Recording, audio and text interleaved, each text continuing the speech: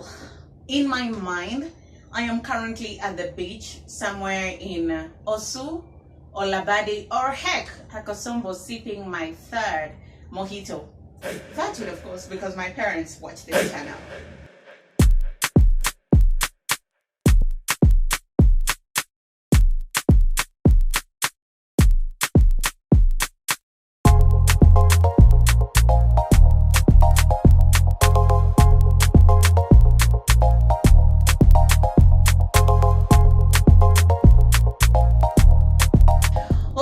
Welcome to the channel. Welcome to another video. My name is Ndiro Ganga, and as the title suggests, I miss Ghana so much. So am I relocating? Well, before we get to that, let's just go through some of the basics of why I said I miss Ghana. Now, I love Ghana, and that's the truth. That's the truth from the bottom of my heart. I love that place. I love the fact that my house in Osu, for those who know Osu, particularly Ghanaians, you know that I live close to the stadium. My house was just close to the stadium, and it's just like 5 minutes walk, and I'm at the beach, and that beach doesn't have a lot of people. So every single day at 5 a.m. I'd be at the beach to watch the sunrise, and at 5 p.m. because the sun sets slightly earlier in Ghana than in Nairobi, I'd be at the beach to also watch the sunset. And it's the most magical thing that there is. But I'm a really bad tourist, or maybe it's because I feel at home there because I barely take pictures, or I just don't like bothering strangers to ask them to take my pictures. So for example, at the Blackster Square, I have pictures of the place, but I've never personally taken a picture there. And the pictures that I took at the beach, I had to like swallow my shyness or my pride and ask a stranger to take them. But for me, that's the key. Just being able to go to the beach every single morning and every single evening and spend most of my free time there. And the beach is where I feel like myself. I'm able to relax. I feel closest to God. And that infinity view, you know, where the water touches the sky, nothing beats that, man. Nothing beats that. The other thing I love about Ghana and I miss so dearly are the people. The people are so kind. So let me tell you something. The first time I was there and I had shopped. So ShopRite still pack stuff in plastic bags. You know, in Nairobi it's banned, in Kenya it's banned, we don't use plastic bags. So I had a million plastic bags and I was trying to open the door to my house. So I have two doors. The first door is really difficult to open, and I was trying to open and I had my shopping and things was spilling out. And these kids who were just playing there ran to me and they say, "Auntie, let us help you." They opened my door, they pack my shopping back into the bags, they helped me get into the house, open my house door, and sure, I'm settled in. And then they say, "Auntie, is there anything else we could do for you?" And I say, "No, thank you." I was so grateful though. And I opened my purse to give them at least 5 CDs each so they can go and buy themselves sweet. I mean, in Nairobi we do that. And they were like, no, thank you, we were just helping you. And I was like, what? Are you kidding me? It's that kindness. It's my neighbor Roberto, who I call him Roberto, who showed me around. You know, sometimes you just need to run errands, you need to buy veggies. He was the one who was showing me deep in the insides of Osu where the people who sell vegetables and groceries are. To another strange lady, they call her Auntie Oye. I'm really bad at this.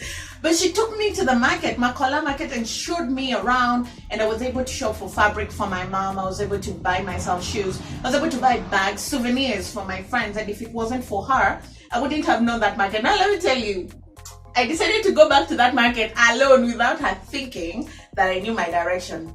Ladies and gentlemen, I ended up at the Temanua stage. So I was going to Makola. I don't know what happened because I told the Trotsky guy, I'm going to Makola market. He left me at the Temanua market. And it's not a bad place, but it's not as versatile as Makola market. And also, like, people give compliments in Ghana, like I remember, and you might find this awkward, but I really appreciate it. Like one of my Uber drivers came to pick me and then said, your number is not Ghanaian, are you Ghanaian? And I said, no. And he said, where are you from? I said, Kenya. And he said, no wonder, you're so hot. And I'm like, what? I have never thought of myself like that. I mean, it's just that warm and fuzzy environment. The food, I miss the food. Again, outside of my house, there's a lady who sells plantain. Her name is Harriet, and she sells them at 1 cedi per plantain. The first thing I ate is that when I arrive, and I send the pictures to my friends, and they're like, you see, you're one of us, you really enjoy it. And it's just amazing to know that I'm supporting somebody's business, but also to know that I have so many options. Like say in Labadi Street, there are very many options of street food that you can take out from whatever you want, or even at the market, like at Makola, I saw people were selling food. My only biggest concern is I have very sensitive stomach, so I just can't eat anywhere. And also in a foreign country, previously when I'm visiting, I'm just visiting on a foreigner basis, so you just want to be careful with what you put in your system. But I mean, if you're an experimental person or you're a backpacker, heaven for you. The other thing I like is transport is slightly organized and better. I'd say better than Nairobi, because when I am using taxis and Ubers, it's very cheap than in Nairobi. I mean, like from my house to run errands to the side of town, or when I'm going to some of these media houses to have conversations, to talk to my friends, it costs me 5 Ghanaian cedis or 10 Ghanaian cedis, and that's not possible in Nairobi. So expensive. And I just miss the ambience, you know. It's just a different environment. It's slightly chilled. I mean, if you know Nairobi, then you know what I'm talking about. Nairobi is fast paced. So it means if you're not walking fast, someone is going to hit you and you might even fall. Like you're done with work, but you're rushing. Like Nairobi, we are always rushing. I feel like in Ghana or in Accra, in the parts that have been, life is a little bit slowed down, you know, live your life, enjoy your life. But the downside of that is like, things close really early. So if you don't buy your dinner early and don't do your shopping early, you might go to bed hungry. And also I really miss my friends. They've become more than friends. They're like my family. When the first 3 weeks have been very difficult, and they're among the very few people that I've been able to share with what I've been going through. And maybe one day we'll share how I got some of these people, because we didn't even meet in Africa. That's the funny thing. We didn't even meet in Africa, and when I just saw black people in a foreign country, we were so excited. We just began talking, and it's been upwards and onwards since then. I don't know. I know that I love Nairobi and I love Kenya, and I've never thought of relocating my whole life, but things are changing. In what direction, I don't know. Am I considering relocating? Heck yeah. America? No.